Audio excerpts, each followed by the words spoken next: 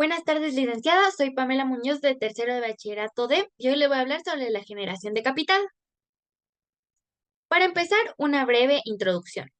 La generación decapitada fue un grupo de poetas ecuatorianos cuya obra se caracteriza por una profunda melancolía y una visión sombría de la existencia, influenciados por el modernismo y corrientes románticas y simbolistas. Sus escritos exploraron temas como el amor imposible, la muerte y la angustia. A pesar de su breve trayectoria, su legado ha perdurado, dejando una huella imborrable en la literatura del país. Esta generación inició en el siglo XX, en un periodo marcado por cambios sociales y culturales en Ecuador, influenciados por el modernismo y el romanticismo. Su legado sigue siendo fundamental en la literatura ecuatoriana. Los integrantes de esta generación fueron cuatro jóvenes poetas. En primer lugar tenemos a Arturo Borja, que nació en 1892 y murió en 1912. Él nació en Quito, en una familia aristocrática. Desde joven mostró una inclinación por la literatura y la música. Viajó a Francia, donde recibió educación y entró en contacto con la poesía simbolista y modernista. Su frágil salud lo obligó a regresar a Ecuador, afectado por los problemas de visión y una profunda depresión. Llevó una vida breve y atormentada. Finalmente acabó con su vida tras la muerte de su esposa. En segundo lugar, tenemos a Ernesto Noboa y Camaño, que nació en 1889 y murió en 1927. Nació en Quito, en el seno de una familia acomodada. Tuvo una vida marcada por la inestabilidad emocional. Desde joven mostró signos de ansiedad y angustia, lo que lo llevó a desarrollar una fuerte adicción a la morfina. A pesar de su talento literario, llevó una existencia solitaria y retraída, evitando el contacto social. Pasó largos tiempos enfermo y con crisis depresivas. Finalmente acabó con su vida. En tercer lugar tenemos a Humberto Fierro, que nació en 1890 y murió en 1929. También quiteño y de familia aristocrática. Llevó una vida reservada y con escaso reconocimiento en su época. Se dedicó a la literatura y trabajó como funcionario público. A diferencia de otros miembros de la generación, Fierro no tuvo una muerte confirmada de manera trágica. Aunque su final estuvo envuelta en incertidumbre, se cree que su muerte quedó en el anonimato. En cuarto lugar tenemos a Medardo Ángel Silva, que nació en 1898 y murió en 1919. Él nació en Guayaquil, en una familia humilde. Desde niño mostró una gran pasión por la lectura y la escritura. Fue autodidacta y se formó en bibliotecas públicas. A pesar de su talento, tuvo una vida difícil y marcada por carencias económicas y problemas emocionales. Finalmente acabó con su vida en circunstancias poco claras. Esta generación fue llamada de este modo gracias a las muertes tempranas de sus integrantes. Este término fue acuñado entre los años 1940 y 1950. En este caso, Arturo Borja murió a los 20 años. Ernesto Noboa y Camaño murió a sus 38 años.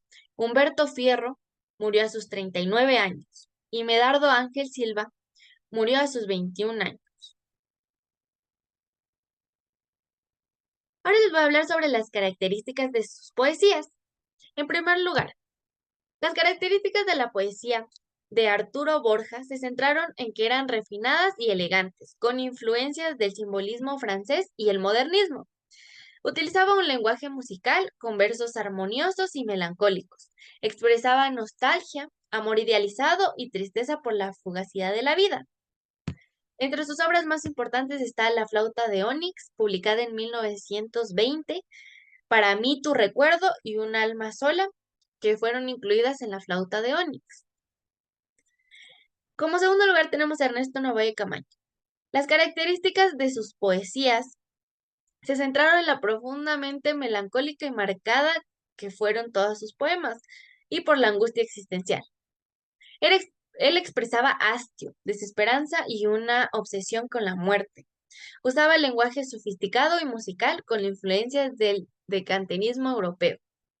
Alguna de sus obras más importantes es La romanza de las horas, publicada en 1922, Emoción vesperal y La sombra de las alas, que fueron incluidas en Romanza de las horas. En tercero, Humberto Fierro. Las características de su poesía se centraban en la poesía refinada y contemplativa, con lenguajes ornamentales. Él buscaba la belleza, el arte y la armonía, con un transformo de tristeza, influencia modernista con imágenes idealizadas y un toque sereno. Expresaba nostalgia por un mundo perfecto y distante. Entre sus obras más importantes está el Laúd en el Valle, publicada en 1949, Las sombras en la orilla y el soneto a la muerte, que también estuvieron incluidas en el Laúd en el Valle. Por cuarto tenemos a Medardo Ángel Silva. Las características de su poesía se centraba en que mezclaba lo sensorial con lo emocional, con una gran intensidad sentimental, un tono dramático con visión fatalista entre la vida y el amor, y expresaba la muerte como una liberación inevitable. Entre las obras más importantes está El árbol del bien y el mal, publicada en 1918, El alma en los labios y Los parias, que fueron incluidos en El árbol del bien y del mal. Su legado. La generación decapitada dejó un legado profundo en la literatura ecuatoriana, al consolidar el modernismo en el país y abrir paso a una poesía más introspectiva y melancólica. Su estilo refinado, su exploración de la angustia existencial y su simbolismo influenciaron generaciones posteriores de escritores, además de su trágico destino que fue marcado por muertes prematuras y dolorosas, creó un mito literario en torno a ellos, asociados con la imagen del poeta maldito, condenado a una existencia breve y atormentada, lo que ha mantenido vivo su impacto en la poesía ecuatoriana. Para concluir, la generación decapitada representa una de las etapas más melancólicas y simbólicas de la poesía ecuatoriana a través de su estilo modernista y su profunda introspección.